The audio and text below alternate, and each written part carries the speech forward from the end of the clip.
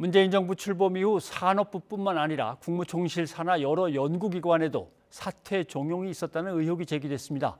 YTN이 확보한 당시 국책연구원장과 소관 기관 사이 통화 녹취에는 청와대에서 사퇴 종용을 통보받았다며 윗선을 언급한 대화 내용이 담겨 검찰 수사가 확대될 가능성이 큽니다.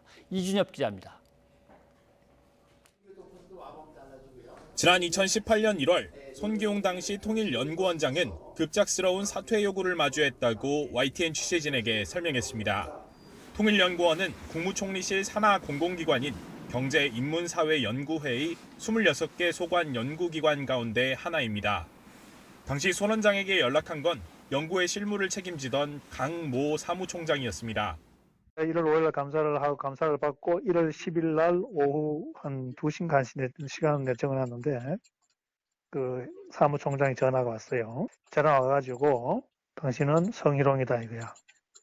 첫 통화를 하며 메모했는데 당시 손 원장의 성추행 의혹에 대해 징계하지 않을 테니 자발적으로 사퇴해달라고 요구한 내용이 담겨 있습니다. 이후 주고받은 문자에도 강 사무총장이 저쪽에 단단히 당부했다며 약속을 강조하는 문구가 등장합니다. 버텨도 어차피 이사회에서 해임된다며 사무총장이 거론한 건 BH, 즉 청와대의 인사수석실이었습니다. 이틀 뒤에도 비슷한 통화가 이루어졌습니다. 근데 그게 이제 BH라는 게 청와대예요, 뭐 국가안보실이에요, 어디입니까 그게? 저희는 그냥 인사수석실에서만 통화가. 강 사무총장은 통화 2달 전 손 원장 말고도 사퇴해야 할 소관 연구원장 3명 이름이 나왔다고도 언급합니다.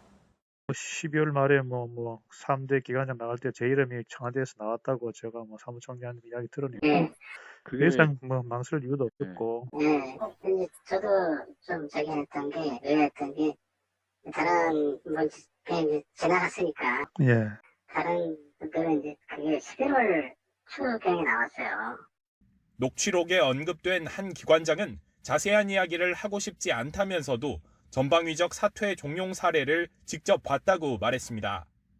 저는 제가 제 주위도 그렇고 이런저런 케이스를 제가 실제로 이 블랙리스트 해가지고 사퇴 종용하는 건을 제가 여러 건을 강 사무총장은 전화기를 끈 채 취재진 연락에 일절답하지 않았습니다. 당시 인사수석실에 있었던 비서관도 자신이 맡은 기관이 아니라 모르는 일이라고 반응했습니다. 앞서 지난 2019년 10월 손 원장은 서울 동부지검 요청으로 퇴임 경과에 대한 의견서를 제출했습니다. 검찰 관계자는 수사력 충원 계획을 묻는 YTN 취재진의 질문에 아직 정해진 것은 없다고 밝혔습니다. 사퇴 종용 과정에 청와대 인사가 개입했다는 구체적인 정황들이 나온 만큼 검찰 수사는 자연스럽게 이른바 윗선으로 향할 것으로 보입니다. YTN 이준엽입니다.